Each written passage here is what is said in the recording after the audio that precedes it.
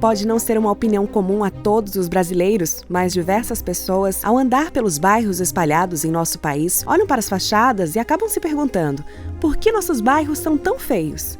Claro, muito disso vem da comparação que fazemos com bairros do exterior, como os Estados Unidos.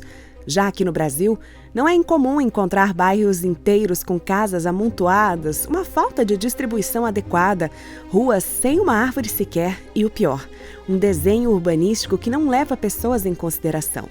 O resultado são ruas e mais ruas de muros altos e prédios sem personalidade nas áreas mais afastadas, ou casas com infraestruturas precárias em bairros mais pobres. Muitas pessoas olham para essa situação e automaticamente pensam que é uma culpa do senso estético das pessoas ao construírem suas casas. Contudo, esse é um problema muito mais profundo. Apesar disso, esse tipo de urbanização que predomina no Brasil não é nada comum em outros países. Por que é assim? É isso que vamos descobrir nesse vídeo.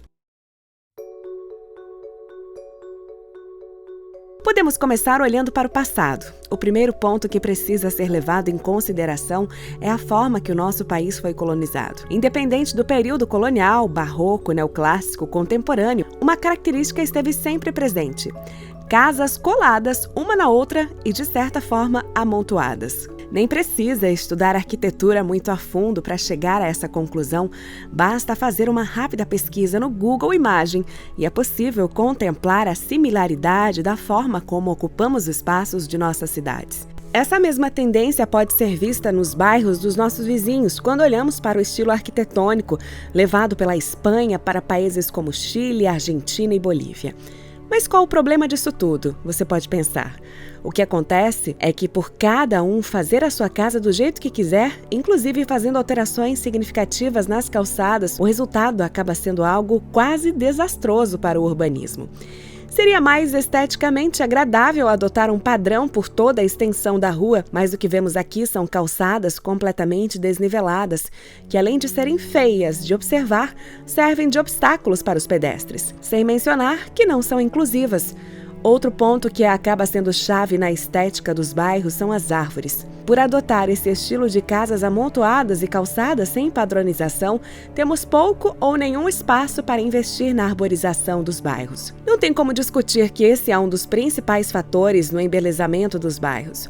Não somente, ao ter mais áreas verdes, facilita o escoamento da água das chuvas, que se acumulam menos nas ruas, evitando enchentes e outros problemas típicos, com as ondas de calor sempre presentes em cidades mais densas.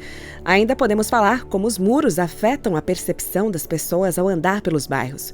Essas são verdadeiras paredes urbanas que alienam os moradores desses bairros da vida em comunidade e também cerceiam a comunidade de poder admirar a arquitetura única de cada prédio. Poder admirar cada casa é algo básico quando estamos passando pelas ruas. Contudo, na grande maioria dos bairros que respeitam o espaçamento mínimo entre as residências, existe também o muro. Isso resulta em uma estética opressiva e que também compromete a segurança dos pedestres. Afinal de contas, não há mais nada nas ruas do que paredes e mais paredes. As pessoas percebem que esses pequenos detalhes fazem uma diferença gigantesca na qualidade de vida e no bem-estar das pessoas. Não é à toa que comunidades fechadas, que são infelizmente reservadas para aqueles que podem pagar por essas regalias, têm regras super rigorosas sobre como as casas podem ser construídas. Perceba que é bastante raro ver muros altos, algo que destruiria completamente a estética do local. Um fator primordial para nos depararmos com essa situação é o verdadeiro descaso do poder público no desenvolvimento de uma política urbana brasileira. Tivemos um verdadeiro boom de crescimento populacional da segunda metade do século XX até agora, e essas pessoas precisavam de um local para viver, gerando um crescimento desorganizado das cidades. Foi somente em 1988, com a mais recente Constituição, que a ideia de plano diretor foi introduzida para gerenciar o crescimento urbano dos municípios.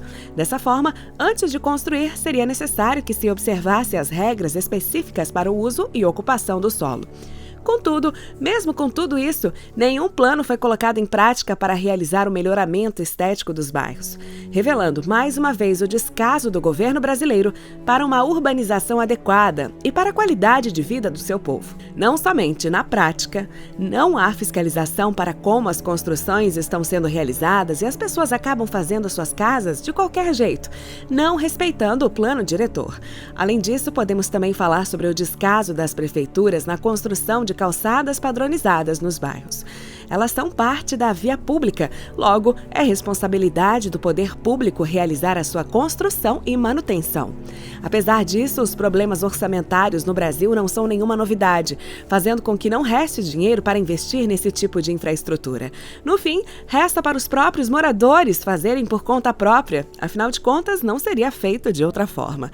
Dessa forma, fica claro que o principal fator nessa situação que resulta em bairros feios é a omissão do governo em produzir um plano diretor objetivo, fiscalizar a sua implementação e honrar as suas responsabilidades. Mas onde podemos procurar inspiração para mudar essa situação? No começo desse vídeo, utilizamos os bairros estadunidenses como um padrão de excelência e desenvolvimento. Certamente você já viu em séries e filmes que o padrão realmente é muito diferente do brasileiro, que já começa da própria colonização dos Estados Unidos.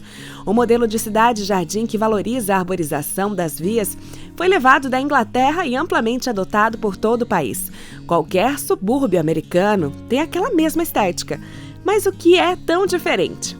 Primeiro, antes de a área ser ocupada, todo o bairro é completamente planejado e loteado. Dessa forma, questões como comprimento de calçadas e ruas já estão definidos a fim de melhor servir a quantidade de pessoas que viverão naquele bairro.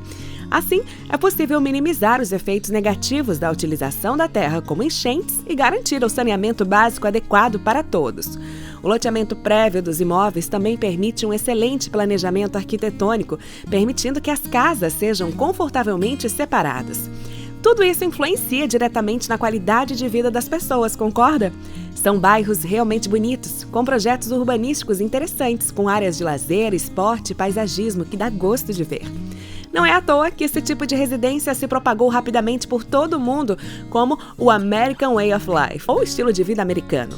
Esses bairros são a materialização de um estilo de vida tranquilo, com paisagens bonitas e diversos espaços ao ar livre para aproveitar com toda a família. Nesse tipo de ambiente, onde não há muros criando verdadeiras penitenciárias particulares, o contato com os vizinhos é algo bastante comum, gerando um verdadeiro sentimento de viver em uma comunidade. Além disso, essas áreas são bastante planejadas, ou seja, negócios indesejados como fábricas e outros geradores de barulho e desordem não se instalam no local.